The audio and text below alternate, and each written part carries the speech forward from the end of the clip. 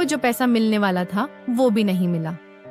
अब वो अपने बच्चों से जो वादा किया था घर की मरम्मत करवाने की, वो कैसे करवाएगा।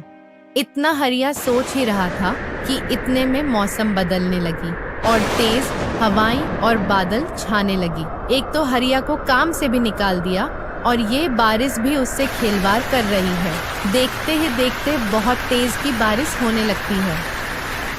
हे भगवान, मुझे जल्दी से घर जाना होगा, नहीं तो मेरे बच्चे और पत्नी इस बारिश में भीग जाएंगे। क्या भगवान आप भी मेरे साथ ऐसा कर रहे हैं? हरिया जैसे ही घर पहुंचता है, देखता है कि जहां पर उसका घर था वो बिल्कुल खाली हो चुका है और उसकी पत्नी और बच्चे एक पैर के नीचे छुपे हैं। हरिया द्वार कर अपने बीवी बच्चों के पास जाता है। आंधी तेज होने के कारण हरिया की झोपड़ी उड़ जाती है। बारिश में रात भर चारों लोग वहीं पैर के नीचे खड़े रहते हैं। अब उनके सर पर एक छत भी था जो आंधी में उड़ चुका था। अजी देखिए ना, ये क्या हो गया हमारे पास। अब घर भी नहीं है, अब हम लोग कहाँ रहेंगे। हे भगवान, आप हमारे साथ ही ऐसा क्यों कर रहे हैं। अब मैं अपने बच्चों को बारिश से कैसे बचाए। इस दरिंदे गांव में हमारी कोई मदद भी नहीं कर रहा है। रुक्मिणी बहुत परेशान है। अगर मैं इसे अपने काम के बारे बताऊंगा तो ये और दुखी हो जाएगी। नहीं नहीं, इसे मैं कुछ नहीं बताऊंगा, समय आने पर खुद पता चल जाएगा।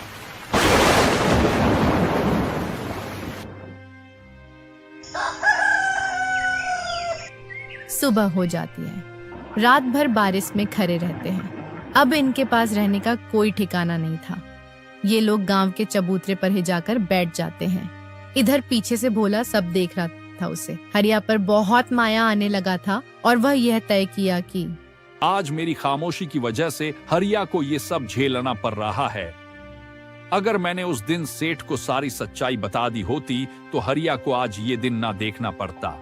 सेठ जी हरिया हो बहुत ही मानते हैं। अब जो कुछ होगा देखा जाएगा। मैं आज उन दरिंदों के बारे में सारी सच्चाई बता दूंगा। चावल की बोरी हरिया ने नहीं बल्कि उन लोगों ने चुराए है और हरिया को बदनाम कर दिए है। ये सब मैंने अपने आंखों से देखे हैं। भोला सेठ जी के गोदाम की ओर जाने लगता है। आज भोला सारी सच्चाई सेठ जी को बताकर ही रहेगा। सेठ जी मुझे माफ कर दीजिए। मैं उन तीनों लोगों के धमकियों से डर गया था। गोदाम का चावल हरिया ने नहीं बल्कि उन तीनों ने ही चुराए है। उनका मकसद था कि हरिया को इस गोदाम से निकालने के लिए, और ये सब मैंने खुद अपनी आंखों से देखा था। लेकिन उन कमीनों ने मुझे सच्चाई बताने से मना किए थे। मालिक, आप हरिया को जल्दी जाकर बचा लीजिए। वो बेचारा कल से भूखे प्यासे गांव के चबूतरे पे बैठा है। अरे भोला, तुमने यह क्या कर दिया। मुझे पापी बना दिया।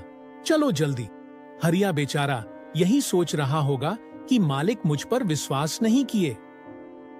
दोनों लोग हरिया के पास गांव के चबूतरे पे जाने लगते हैं। अरे हरिया, ये क्या हुआ। तुम ऐसे पूरे परिवार के साथ गांव के चबूतरे पे क्या कर रहे हो। तुम्हारा घर का क्या हुआ। मालिक, कल जो बारिश के साथ आंधी तूफान आया था ना, उसी में मेरा झोपड़ी उड़ गया। इसीलिए अब हम लोग सरकपे आ गए हैं। अब हम लोगों के पास रोड पे रहने के सिवा कोई चारा नहीं है सेठ जी। अरे हरिया, ऐसा मत बोलो। मैं तुम्हें एक घर दूंगा। अब तुम यहाँ नहीं रहोगे। मुझे तुम्हारे बारे में भोला सब कुछ बता दिया। तुम बिल्कुल निर्दोष हो। गोदाम से उन तीनों बदमाशों ने चोरी की थी। तुम्हें अफसाने के लिए उनको तो मैं बाद में देखूंगा। पहले तुम्हें एक घर दे दूं। हरिया की ईमानदारी और नेक दिल की वजह से आज उसे एक घर भी बना बनाया सेठ ने रहने को दे दिया। तो दोस्तों, अगर ईमानदारी और नेक दिल रखोगे तो कितनी भी खराब परिस्थिति क्यों आ जाए, ऊपर वाला आपकी मदद जरूर करेंगे। आपको यह कहानी कैसी लगी कमेंट में अपनी राय जरूर दे। धन्यवाद।